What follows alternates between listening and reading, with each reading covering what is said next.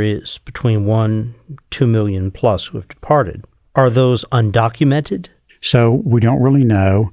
Again, all this is survey data, so we're kind of guessing. But the Center for Immigration Studies made a guess at that. And they guessed that of the 2.2 million that have left, they think 1.6 were not documented. And 600,000 of the people that left were here legally, had a visa, and decided to leave anyway. Very interesting. What's the best estimate on the undocumented population? Pew says it's around 14 million, and I think that's probably a fairly good number. Again, very difficult to know because, they're not likely to answer a bunch of surveys, and our immigration system is so dysfunctional we can't really count people coming and going very well. Let's talk about timelines for demographic changes. What seems to be driving this decline? Did it start on January 20th of this year, or has this been underway for some time? First of all, when you're talking about population, you got to divide it into what's natural population growth, which is the number of births, how much that exceeds the number of fatalities every year. And then you got to talk about how many people are coming into the United States on a net basis. One mistake that people make frequently is they think that immigrants come here and never leave. And that's not true, and it never has been true. Visas expire, people go home, kids finish school, they decide to go home, mom gets sick. They get homesick. And there's seasonal migrant seasonal labor. People, yeah. So there's always this flow back and forth.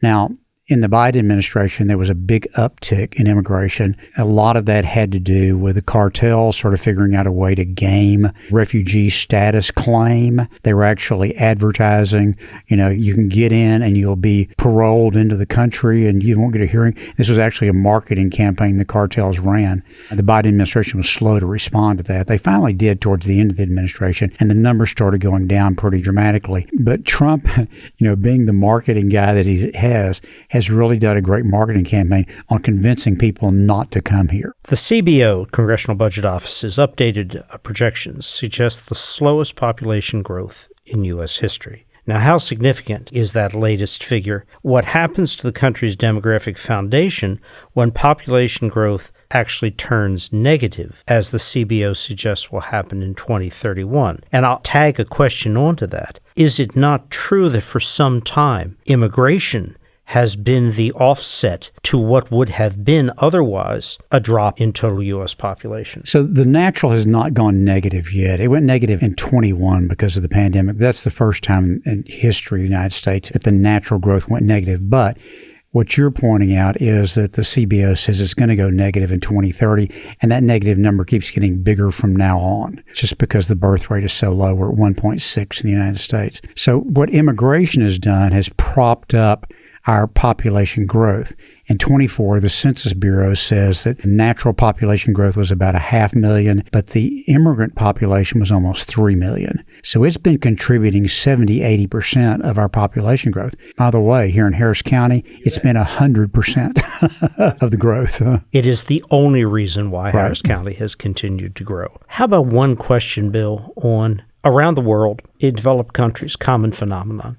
Women are having fewer children or no children at all. You can provide incentives for this, as many governments do, but is this irreversible? I think it is. First of all, it's not just the developed world. 75% of the countries in the world today are at or below the replacement rate, which is about 2.1 children per woman in her lifetime. 25% of the countries in the world are already losing population. The only place where the birth rate is still high is Equatorial Africa. And even there, the birth rates are falling pretty dramatically. There's been a lot of work done on this. There's a demographer named Wolfgang Lutz in Austria, and they've done all this survey work of young women and asking about what do you think the ideal family size is and so forth. And what they're hearing from African women today is what they heard from Italian women 30 years ago. And it's all about women becoming educated, having career opportunities, deferring having children, which if you defer it means you're going to smaller families, even if you decide to have them. So I think that it is irreversible. There are probably, 50 or 60 countries that have adopted some kind of pro-natalist policies, tax incentives, extended family leave, and none of those have worked. There's not a single country in the world that's fallen below the replacement rate that has ever gotten back above it again.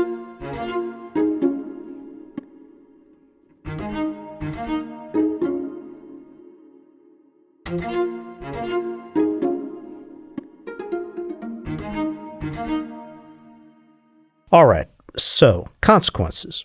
Classic economic theory links population growth directly to economic expansion. Should we expect a shrinking population to mean a shrinking economy? So the classical economic theory is change in GDP equals the change in population plus the change in productivity. If one of those add-ins goes to zero or negative, then productivity has to pick up all the slack. And the question is, can it? And who knows the answer to that question? A lot of optimism around AI and robotics and all that. But there's some gaps in the labor market that probably are not very well filled by those. And what kind of disruptions might those cause? And recall, even if AI and robotics combined do continue what is already an extraordinary productivity level for American workplaces, it's at fewer jobs. Well, and it's also less demand. I mean, you've got fewer people here. You need less apartments, less groceries, fewer cars. I mean, the demand side of it, a lot of people forget about because demand's always going up here. We're a consumer society. We think it's going to always continue. But it looks like that is really getting ready to take a significant downturn. So let's talk about labor markets, especially industries that rely heavily on immigrant workers. We talked about the offsets here if technology, AI, robotics produces gains. But across the U.S., from Maine to Washington State, California, Florida, points in between, industries that do rely on seasonal or non-seasonal migrant labor are suffering, and you can see it. What's the policy response to this? Yeah, so there's about 35 million foreign-born workers in the United States, and we only have 7 million unemployed people. So they're critical to the economy. And the correct policy response would be adopting a rational immigration system, where we actually controlled who came in, decided the kind of workers we need, vetted them, make sure we weren't bringing in criminals and all that kind of stuff. But for some reason, political parties are not really interested in coming up with a rational solution to it. And so we end up with this dysfunctional immigration system. And I think if we don't get it fixed, it's going to cause some real problems in the labor force. Because the problem with robotics and AI and all that is that there are certain parts of the labor stack that are not really very susceptible to that. We really haven't figured out how to build a robot to make a bed yet, or to serve tables, wash dishes. There's productivity gains you can make within those things, but still, you've got to have somebody hands-on in a lot of those things. Nursing is something that's very difficult to replace. And so I think what you're going to find is there are going to be segments in the labor market that you're going to have pretty severe shortages if we don't do something to get the immigration policy fixed. Crab meat pickers, lobster packers, citrus industry, Florida and California, grape harvest industry. It isn't just Texas. It's everywhere. I'll make a point here. Legitimate work visas, J-1s, which are common for restaurant staff, are harder and harder to process these days. This has not just been a phenomenon targeting undocumented workers. It's the extant legal process of bringing folks in where there is not significant overstay or change of status. That's suffering as well. The Trump administration is trying to reduce all kinds of immigration, legal and not legal. They've reduced the refugee they're going to let in. Of course, everybody's heard about the H-1B visas, what's going on there. I mean, so they are trying to restrict the number. And it's this idea that those people are taking jobs that Americans should have. You want to comment on that, Bill? Well, we don't have the Americans to do the jobs. I mean, there's 7 million unemployed people in the United States and 35 million foreign-born workers. I think that's about 5 to 1 if I'm doing the math right. Sure, But Bill, there's a fascinating and quite novel phenomenon now. Traditionally, big organized business, industry, agriculture, in a state like Texas, bright red, broadly speaking, would have impact when those industry business sectors speak out in favor of either rational immigration reform or non-interference with critical flows of seasonal workers, vital for Texas. Yet the response has largely been back of the hand for the sake of the base.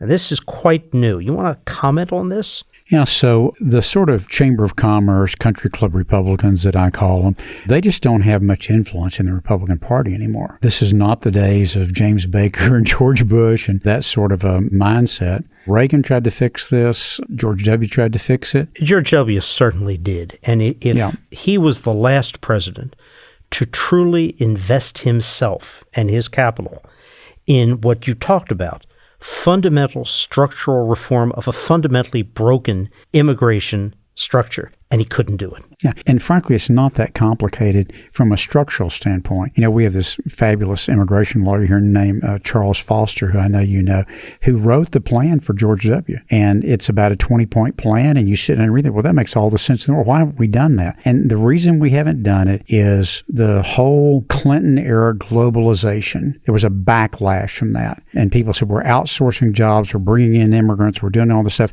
And you had the whole Rust Belt, which is very important to presidential electoral politics, where there was really a depression that went on in that area. We should have done a better job of figuring out how to compensate and make allowances for it. I mean, look, I'm a big free trade globalization guy, but it does have consequences for some people, and we should have been more thoughtful about that. But it's caused this backlash. And then, when we've had immigrants have come in that have conducted themselves horrifically, and those get headlines. And so, look, the country is just in a really bad mood about immigration right now. They took our jobs is the slogan under which so much policy fails to be made in terms of structural reform, and so much emotional decision-making, politically useful decision-making seems to be occurring. So in the big frame of things, for centuries, U.S. policy, from entitlement programs, Social Security, Medicare, Medicaid, to infrastructure investment, all of that's assumed steady population growth. Now, what kind of assumptions now need to change, and what remain in place? First of all, I want to emphasize this is a global phenomenon. This is not just the United States. Oh, we're behind the curve in terms of depopulation If you elsewhere. look at China or Japan or some of these places, the truth of the matter is when now at the end of the century, what the UN says is that basically all the population growth is going to take place in equatorial Africa. Every place else in the world is going to be level or falling. Some, like China, are going to be falling quite dramatically. The U.S. has this incredible advantage that everybody in the world still wants to come here. We've got a valve that we can turn up and down to sort of regulate what our population is. And most countries don't have that luxury. China and Russia don't have an immigration problem. People are not trying to crawl over a wall to get into China. We are one of the few countries that's really set up to manage large-scale immigration. And we could postpone the depopulation that a lot of other countries are going to experience for the balance of this century if we had a rational immigration policy. Bill, without that rational immigration policy, where do we go? I'm just talking about the United States in terms of tax base, entitlement programs, housing. Where do we find our future? Well, certainly Social Security will be under a lot of pressure. Medicare will be under a lot of pressure.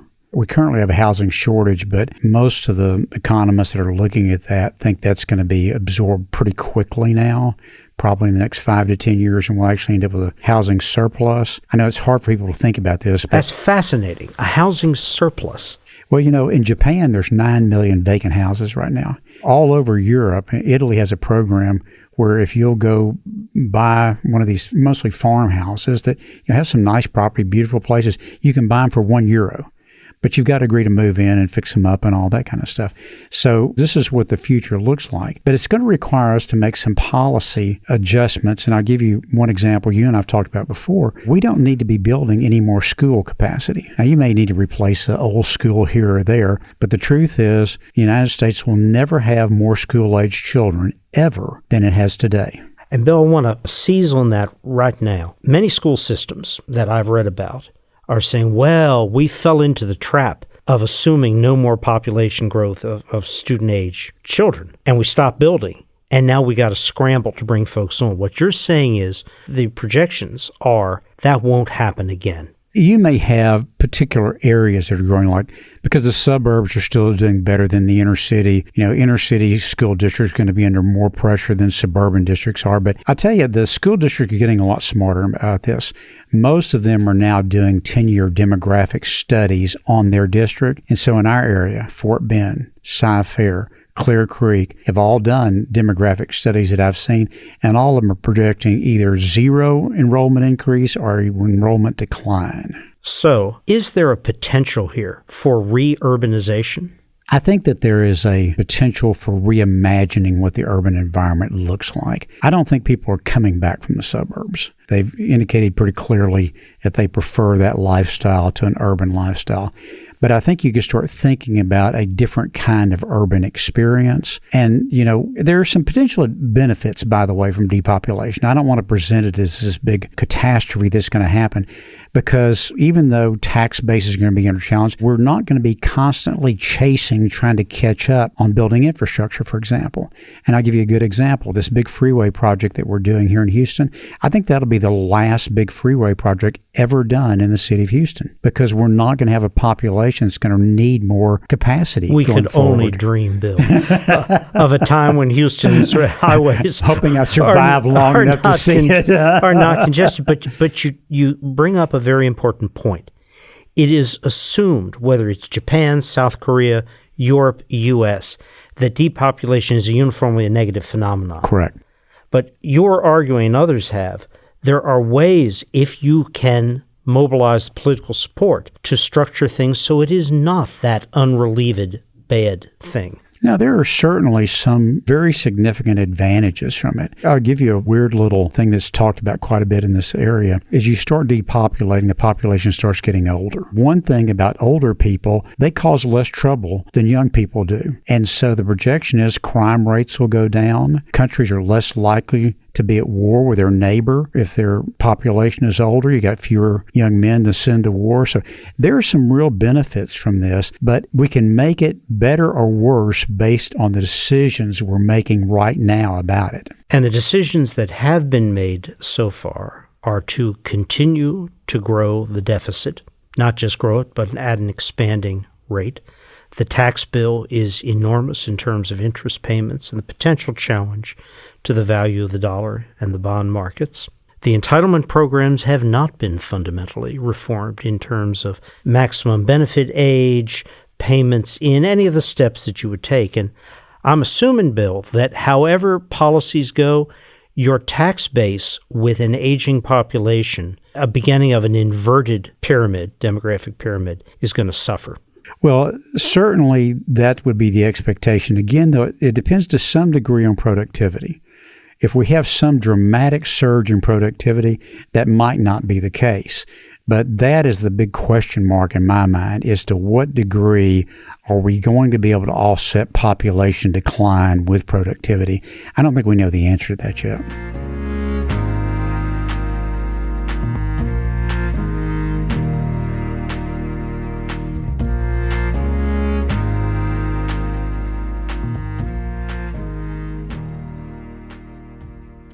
So on policy regarding immigration, and we've talked about how difficult it is to restructure a fundamentally broken system, do we need to shift from enforcement, which is where all effort is being made now, to attraction and retention? I think it's got to be a balanced approach. I don't think it's that hard to come up with a rational immigration policy. By the way, most countries in the world have a rational immigration policy. The problem is political. The two bases of the parties have very different views on immigration, and so it's very hard to find a way to compromise on it. But if you got 10 good immigration lawyers in a room, they come up with a plan in about 10 minutes that would make sense for the country. But then trying to get that enacted. I will say this, maybe this is me being a little bit overly optimistic, but one interesting aspect is if you listen to Trump's rhetoric on this, every once in a while you'll hear him say something that is sort of inconsistent with the all immigrants are terrible. When he was down at Alligator Alcatraz opening that up, he was talking like this. He said, but we may have to do something about getting hospitality and agricultural workers some ability to come work or something. And being in the hospitality business, I'm sure he understands the issue. And just the way that Nixon was the only person that could go to China, Trump could be the person that got immigration reform done if he decided to do it. And I'm not predicting that's going to happen, but he could be Nixon going to China on immigration. Beyond the economics of what is happening or needs to happen and the policy choices that you've talked about, Bill, how could this moment reshape the American national narrative? Look, we've always had a sense of endless frontier, boundless growth, a nation built on immigration. Is that changed? Is it changing? Can it be restored? Well, I don't think it's changed yet. And we're already such a diverse country. I don't see the basic character of the country changing that much. I mean, we're still going to have plenty of Latinos, plenty of Indians, plenty of Chinese here, even if we stop today. So I don't think it's going to change the character. I think what it's going to change is the fundamental, I love the word you use, the frontier idea. That is really over. We're going to have to sort of redefine what it means for progress for the United States. So, Bill, with all that's happened since January 20th, is the American brand as a destination for aspirants from around the world fundamentally and irrevocably harmed? I think there's been some brand damage done for sure, but you have to look at what the underlying reasons everybody wants to come here. We're really the first post-tribal nation in the world. We're the one place that anybody in the world can come here and they can make it. And you think about Elon Musk or Google or all of these immigrants that have come here have been phenomenally successful. You know, we have a rule of law. Most countries don't have a rule of law. We have protection of individual rights. Most countries don't have that. The experiment that the founders set up is still alive and well, and the rest of the world sees that. Now, are they going to be turned off by